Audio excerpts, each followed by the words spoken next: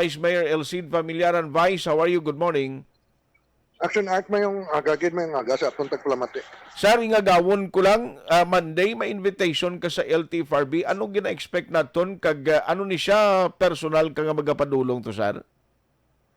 Well, may official invitation kita from RD Osmeña to attend siyang meeting sa Manila, no, sa Quezon City, sa main office ng LTFRB. Okay. Well, ang invitation ina to discuss ang resolution nga gipasar sa Gunian sa hinyo siyang aton traditional jeepney operators nga i-allow sila or i-grant ang ila request nga i-renew Okay. ang ila franchise pending final investigation sa Senado. So personally, makadto ka gid to sa Manila, ma-appear ka gid. Oh, yes, sir. As representative as head sang Sanggunian, I will attend the meeting. Okay. So, since kung policy direction sang Marcos iyang administration, do ka gusto ginila yang padayunon ni siya ang modernization program. But anong mga gina-expect? Wala to na iya question sa directives ni BBM. Ang after sang resolution ng gipasar sa Senate na i-suspend ang implementation ang atong presidente nagpagwa Okay. na ang modernization program will continue. Diba? So wala man problema. Why man siya nagsiling Hindi pag-isyuhan? hindi pag-i-renew ang franchise ang traditional. Yes, yes. May mga issues silang gin-raise nga for us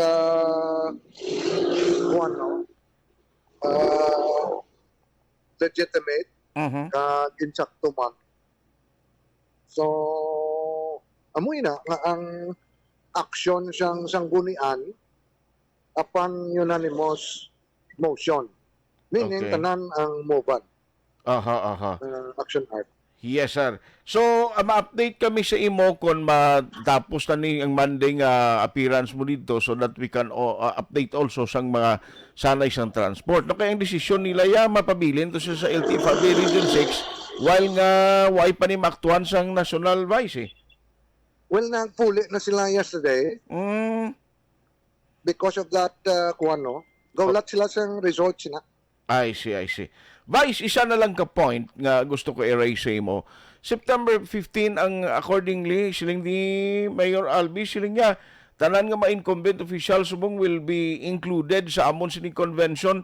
Are you invited and maybe isa ngalan mo dira nga malakip sa sining convention sa convention sa Asenso, Vice? Before ko na sabton action art, dugang ko lang no ang modernized nga mga grupo yesterday ato man to sa akon opisina.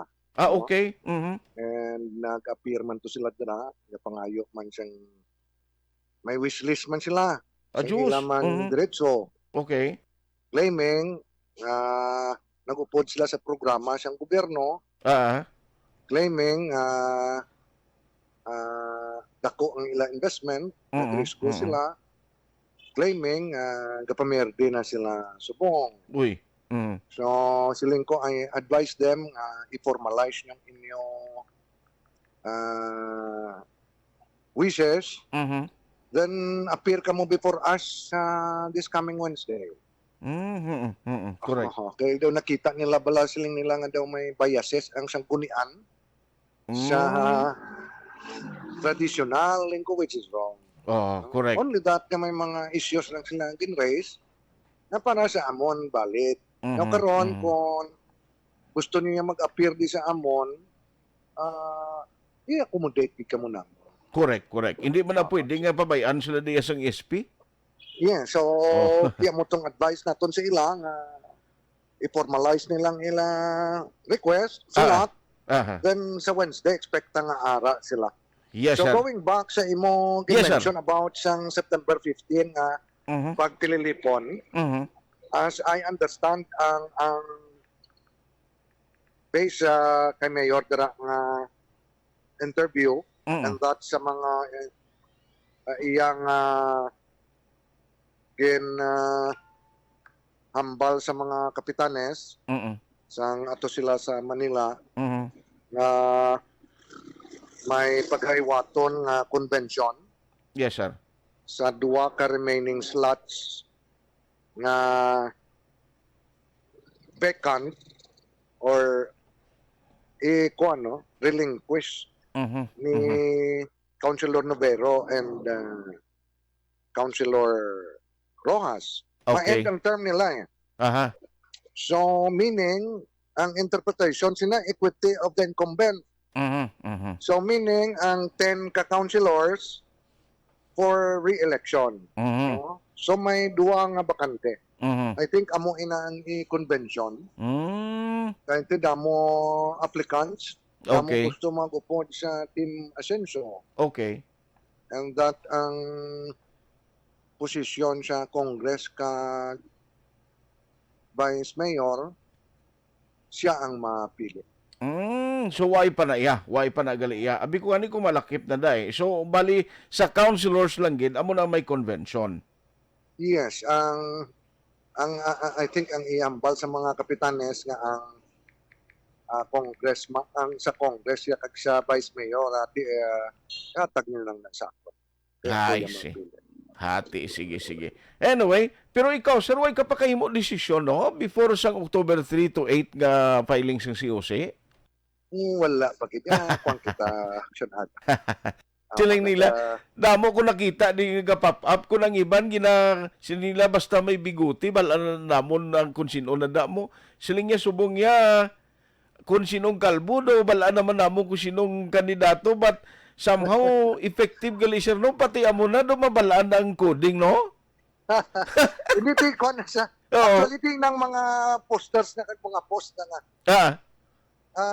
Iyan na sa mga supporters sa di. Gani. Kag isa man lang nga isingit ko si imo kay sa social media may nagagwa na nga LB. Siling ko anong butang balon siniman ilsid familiaran po LB congressman. there. Ha? LB there. Oo. LB there. Anyway. Anyway, taw mo lang ko sinati ka kuan kita eh. Actually, ti kuan ka ilang hindi na apresyar naton ang kadamo gali sang suporta sa aton. Yes, sir. So, hindi mo na iya halangan mo na punggan, gano'n kay ila man na iya kinamatarong, kag ila man na diretso yan, di ba? Oh, yes, only that nga ti. Honestly, wala pa kita ka desisyon sa posisyon nga papilian naton action. Sige. So, in the right time, in the right place, kuwaon ginanamon sa imo, if in case maka-decide ka na, and ano man ang mga updates na, may ara ta timetable, saan na possibly maka-decide si Vice? Well, ang aton filing is only 1 week eh. October Yes, 1 correct. to 8. Mhm. So, hindi maglapaw sa October 8 ah. Sige.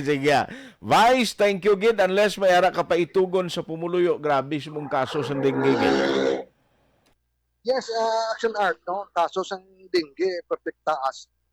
And it's good nga may binalik nilang 4 o'clock habit, but then dapat kuan ka eh, proactive ka eh. Before mag-rain, season, dapat na clear tanan ng mga possible nga listaran sa mosquito, dengue mosquito carrier ni eh. Aha. At nag-react ka lang sa sitwasyon, no? So, kabay pang aton kabaranggayan ang aton kumuluyo magugyon kahit aton ini ko ano health issue ng Iloilo nag-declare kan state of calamity. Correct. Mhm. So, kinahanglan i-address ta ning problema bululigan naton. Aha. On that note, Vice, salamat gid sa time. God bless sa imo and good morning. Yes, thank you man ka more power sa inyo. Action Hotline. Si Vice Mayor Elcid Familiaran, so this coming